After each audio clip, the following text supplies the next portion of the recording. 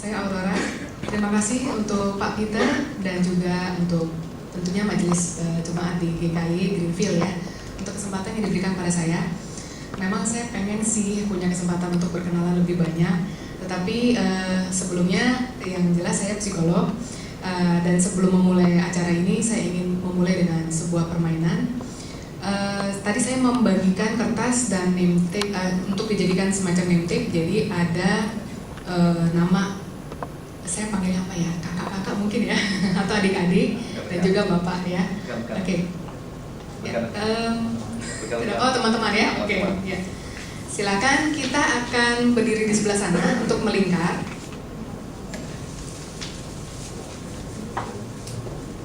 Yang belum menggunakan name tape.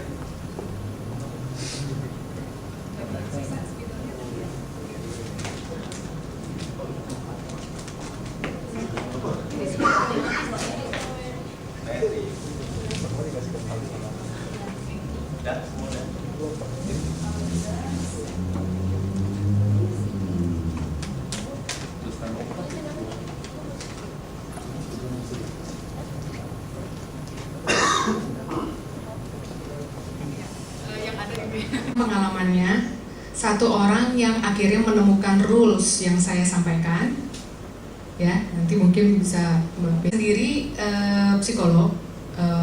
Saya buka tempat praktek di Kiara Konsultan. Saya punya tempat praktek pribadi di Cawang, di Otista. Background saya dari psikologi UI. Kemudian sehari-hari saya praktek di Kiara dan juga mengajar di kampus London School of Public Relations, dan saya mengajar psikologi komunikasi. Saya bersyukur banget dapat kesempatan untuk belajar tentang komunikasi, karena ya kita tahu lah komunikasi itu rumit gampang gitu ya. Kita beranggapan kita mudah saja karena kita sudah bisa berkomunikasi dengan baik. Oke. Hari ini saya diminta untuk menjelaskan tentang autis. Dari permainan yang tadi itu saya hendak menyampaikan salah satu ciri yang dimiliki oleh anak-anak autis, yaitu kesulitan ataupun gangguan untuk berkomunikasi. Nah, sekali lagi saya masih ingin menggali bagaimana pengalaman rekan-rekan semua ketika mungkin pernah bertemu dengan anak yang autis atau pernah berinteraksi dengan anak autis. Boleh volunteernya satu atau dua aja maksimal. Autis itu adalah masalah perkembangan, jadi hambatan yang dialami oleh seorang anak. Biasanya sebelum 3 tahun kita sudah bisa mendiagnosa, tetapi banyak juga yang tidak menunjukkan tanda-tanda yang dominan. Jadi proses untuk melakukan diagnosa tidak mudah. Bahkan dokter ataupun psikiater itu perlu beberapa kali untuk melakukan assessment dan menentukan di bagian mananya, kemudian levelnya barangkali. Nah itu juga bukan sesuatu yang mudah. Jadi ini adalah gangguan dalam perkembangan seorang anak, sehingga dia mengalami gangguan interaksi sosial, gangguan komunikasi, dan pola perilaku yang repetitif. Jadi ada 3 kelompok aspek gejala yang disebut autis. Nah, di sini disebut autism spectrum disorder. Jadi kalau namanya spektrum itu ya memang memuat gejala-gejala yang bervariasi, tapi bisa dibilang bisa dikategorikan dari yang paling ringan atau high functioning sampai yang berat, yang sulit untuk berinteraksi dengan orang lain. Nah, ini seperti yang tadi sudah disampaikan oleh beberapa teman yang tadi.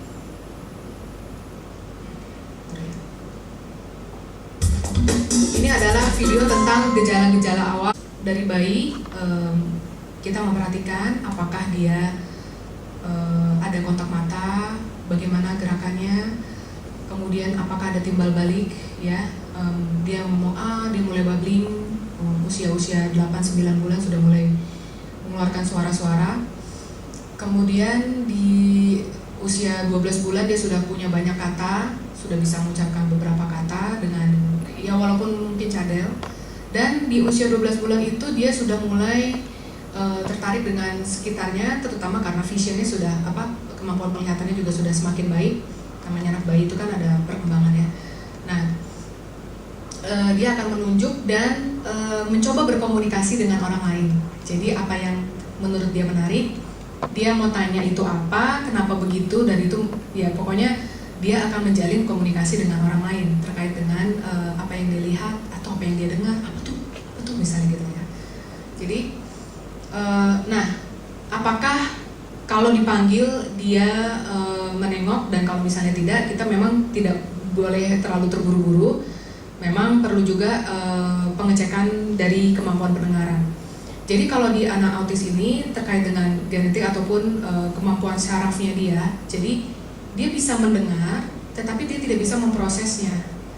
Bisa dia memproses dengan terlalu, dia tidak bisa memprioritaskan, jadi itu semuanya diterima dan dia nggak bisa milah-milah, atau dia kurang menerima, jadi kurang hiposensitif, jadi sensitivitasnya rendah.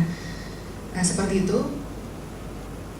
Hal-hal itu yang membuat dia tidak bisa menjalin interaksi sosial.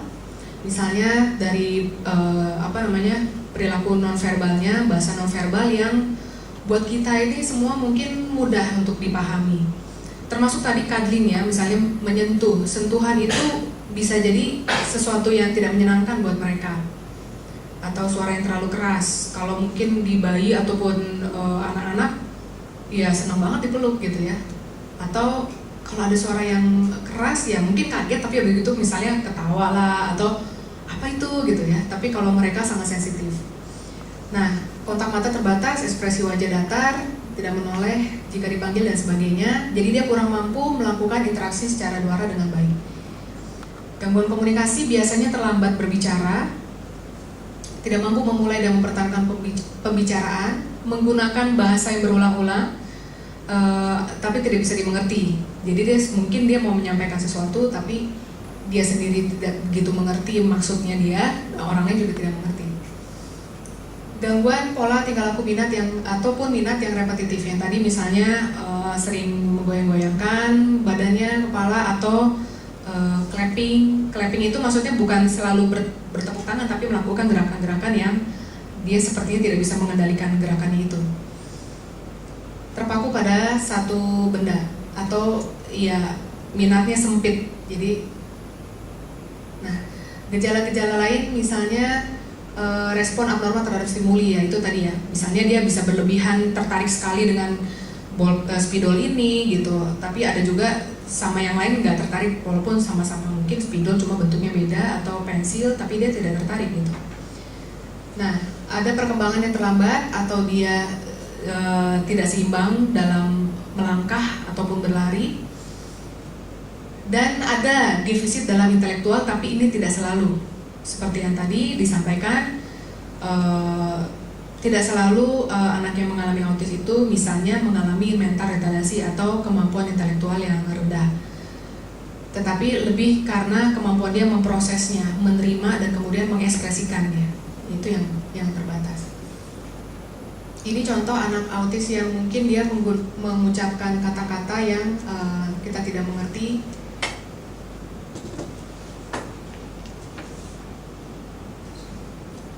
Jadi mungkin juga di sekitar kita mereka yang sudah ada di sekitar kita, mungkin mereka yang mengalami yang disebut diagnosanya adalah Asperger. Jadi dia itu high functioning autism, jadi pada kutub yang dia punya gejala-gejala itu, keterlambatan itu, tetapi dia masih mampu belajar bicara. Cuma sama, jadi sensorik motoriknya juga terganggu dan mengalami kesulitan dalam komunikasi sosial.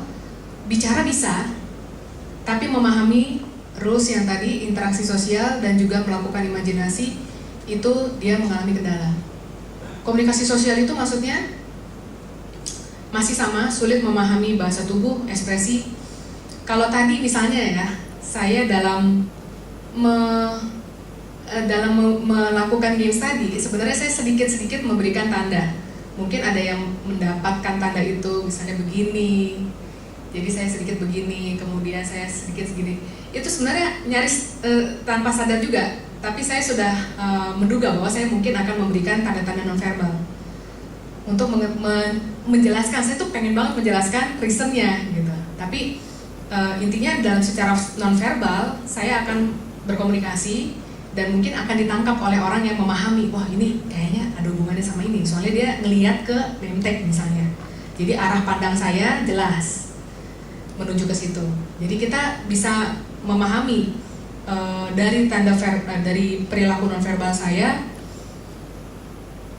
Ini tadi tuh sebenarnya sebuah permainan dan kemudian yang mesti dicari rulesnya apa. Pasti ada rulesnya karena tadi saya sudah janji bahwa ada rulesnya gitu. Cuma saya tidak menyampaikan. Nah jadi kalau anak autis ataupun yang mengalami Asperger ini dia ya tidak bisa membaca itu. Kemudian dia sangat harafiah ya. Jadi misalnya sulit memahami lelucon kalau lagi bercanda, itu yaudah lu ke laut aja misalnya gitu ya. Lu ke laut aja tuh maksudnya bercanda kan. Maksudnya ke laut aja udahlah sana, gimana sih kepo banget atau gimana gitu. Metafora. Kalau buat kita memahami seorang ayah adalah tulang punggung keluarga. Tulang punggung itu bukan tulang punggung beneran, tapi dia sebagai penanggung jawab, orang yang bertanggung jawab ya di dalam keluarga. Atau ada seorang anak yang ini siapa nih bintang kelasnya? Bintang beneran? Bintang kelas maksudnya apa gitu? Dia nggak begitu paham, nggak bisa, sulit lah memahami kata-kata yang menggunakan metafora ataupun sarkasme. Menggelikan misalnya, menggelikan itu ya bukan menggeli di dalam tubuh, tetapi ya ini lucu, sesuatu yang lucu misalnya. Atau kalau bahasa Inggris that's cool, bukan dingin maksudnya. Dalam interaksi sosial, nah ini dia tidak memahami kalau dirinya misalnya berdiri terlalu dekat, atau yang tadi mungkin Reina sempat menjawab, menceritakan tentang agak jorok mungkin ya. Nah pengalaman saya sendiri, ada anak Asperger yang datang kepada saya, datang di tempat praktek saya. Dia suka memainkan ludah. Jadi lagi sambil ngomong itu, dia sambil kayak kita tahu dia lagi menggulung ludah, kemudian dia nggak mau nelen dan akhirnya ngomong kadang-kadang keluar dikit gitu ludahnya gitu ya. Tapi ini dia sudah mengikuti banyak terapi dan sudah diinformasikan sama orang tuanya. Jadi dia bilang kamar mandi karena di Asperger dia bisa ngomong. Jadi di kamar mandi dia membuang ludahnya, terus ya nggak tahu mungkin melepaskan ketidaknyamanannya dia gitu. Dan IQ-nya masih rata-rata. Jadi memang kemampuannya, kecerdasannya sebenarnya tidak terlalu terganggu. Dalam arti dia kalau dia sudah bisa paham dan bisa berinteraksi, dia bisa menjawab, dia tahu apa yang dijawab. Maksudnya daya tangkapnya dia itu memadai sebenarnya. Cuma karena dia sering menunjukkan hal-hal seperti ini, misalnya perilaku yang kurang sopan. Terus misalnya waktu itu kan ada akuarium di tempat saya ya. Nah, ikannya itu lagi sembunyi. Ikannya mati tuh, gara-gara ini mati gitu. Terus ibunya kan bilang, apa sih gitu. Ternyata lagi sembunyi sebenarnya ikannya, cuman nggak tahu, dia mungkin karena melihat situasi yang agak gelap di akuarium itu, terus dia bilang itu mati, nggak dikasih makan atau apa gitu dia bilang. Jadi ya buat orang tuanya itu nggak sopan kan, maksudnya jangan begitu dong ngomong gitu misalnya. Nah dia langsung ngomong. Kadang ada yang menarik diri atau tampak tidak peduli, nanti suatu saat dia tiba-tiba datang gitu ya. Ini ada yang semua video yang saya ambil di sini memang adalah courtesy dari YouTube ya, jadi saya memang ambil dari YouTube. Ini ada contoh juga seorang anak yang lebih Asperger ya. Shelby, louder. Kontak matanya kita lihat memang ada, tapi jarang ya. I'm Pete Roth, and I'm Avery's dad. She loves to sing. She loves to play the guitar. She loves to be with people. Jadi dia bukan yang terlalu sensitif dengan stimulasi, tapi lebih ke arah interaksi sosialnya yang kurang.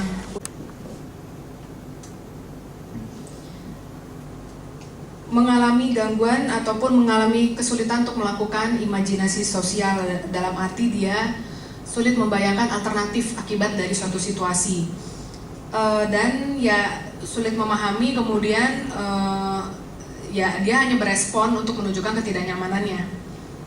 Misalnya kalau dia lama-lama mandi, persiapannya lama, kan dia terlambat masuk sekolah. Masuk sekolah misalnya di sekolah ada aturan akan ditutup gerbang gitu. Ya, dia nggak tahu, nggak bisa memprediksi kalau misalnya dia nanti terlambat, ya ditutup gerbang, dia misalnya tidak bisa masuk ke sekolah itu. Dan dia marah-marah, ya dia harus masuk gitu. Karena dia kaku ya, maksudnya juga tidak mudah untuk menerima suatu perubahan. Nah, jadi di sini kalaupun misalnya dia bisa berusaha memahami kenapa kok orang begitu ya, kenapa sih kok sekolah menutup pintu ketika terlambat gitu ya. Nah itu dia nggak bisa memahami hal itu, sebab akibatnya itu. Kalaupun dia memiliki aktivitas imajinatif itu sempit ataupun terbatas.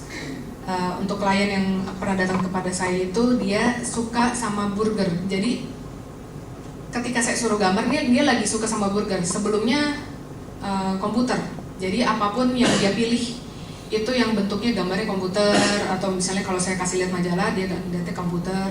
Terus kalau saya minta gambar, dia gambarnya komputer. Nah kalau yang pada kedatangan beberapa bulan kemudian ya, itu dia burger. Jadi yang digambar burger, kemudian saya ajukan permainan Lego, dia bikinnya seperti burger. Jadi ada 3 lapis begitu. Nah ini burger gitu. Jadi ini apa? Burger kan bermain pura-pura kan. Maksudnya untuk imajinasi juga sempit, dalam arti dia bisa tapi sempit. Ini untuk yang burger.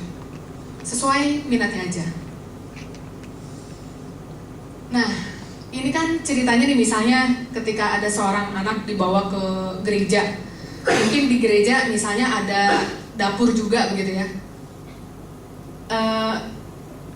Walaupun di rumah juga ada dapur, tapi kan aturannya beda. Di rumah itu dia boleh buka-buka mungkin, tapi kalau di gereja kan nggak boleh. Ini kan milik gereja misalnya.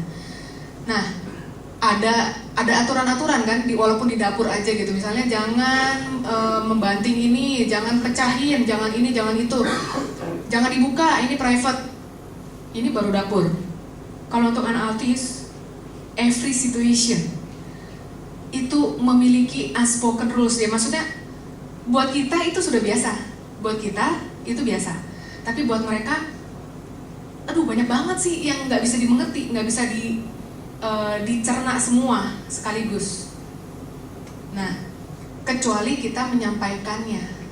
Jadi ini dalam pikirannya anak autis tuh, aduh kami mungkin nggak tahu maksudnya, kalau kami mungkin nggak ngerti kalau harusnya nggak begitu, harusnya nggak begitu, atau harusnya aku begini, harusnya nggak begitu gitu.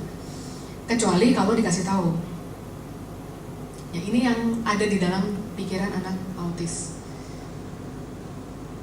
Nah, semakin beranjak remaja, hal-hal itu tetap dibawa. Jadi kendala-kendala yang dialami semakin tetap dibawa.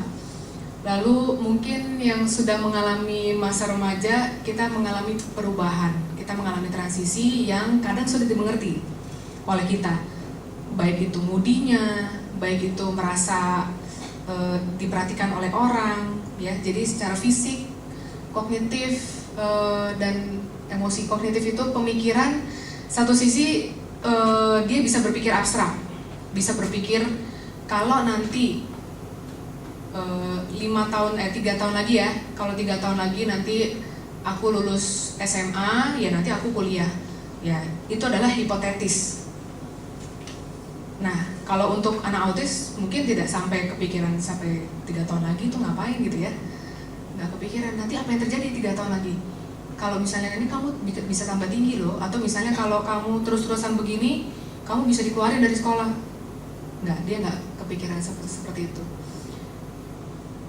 Anak remaja juga kalau secara moral Secara moral itu dia kalau kita kan sudah tahu kita akan mengikuti rules atau kita akan melakukan perbuatan baik supaya misalnya ya, supaya dapat pujian atau supaya memang kondisi jadi teratur, dan kita tahu kalau kita melakukan sesuatu yang baik karena itu baik gitu. Sementara anak-anak autis itu nggak sampai seperti itu pemikirannya. Jadi kemungkinan mereka akan melakukan sesuatu because of no reason, maksudnya tidak mempertimbangkan juga bahwa nanti aku dapat pujian loh, kamu kalau begini kamu bagus loh, nanti kamu apa sih namanya ya, you are good boy misalnya kayak gitu. Nggak seperti itu. Jadi ya apa yang dia lakukan adalah dilakukan saja, berjalan. Itu yang nanti nah sebenarnya saya ada satu games lagi. Masih cukup nggak ya waktunya? Cukup lah ya. Oke. Melingkar.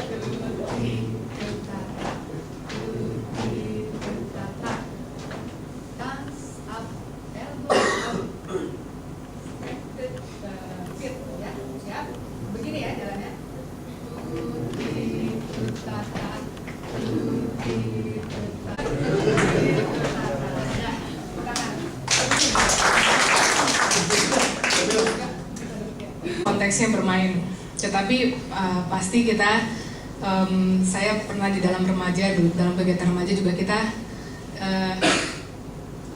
diminta untuk berempati dengan mereka yang memiliki keterbatasan atau kesulitan. Tadi kita melakukan itu aja udah ngos-ngosan, dan kapan selesainya nih permainan nih? Jangan sampai susah banget gitu ya, nanti satu begini lagi gitu ya. Nah, bayangkan kesulitan yang kita alami itu terus ada sampai remaja dan mungkin sampai nanti. Kita nggak mengatakan masalah ini sembuh, bukan seperti penyakit batuk pilek sembuh, tetapi keterbatasan ataupun kelemahan itu memang ada di dalam diri mereka yang memang mengalami keterbatasan dalam hal syarafnya dan proses informasinya.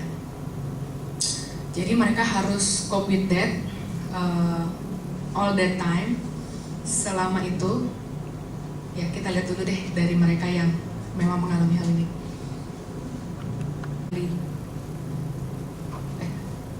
Sorry.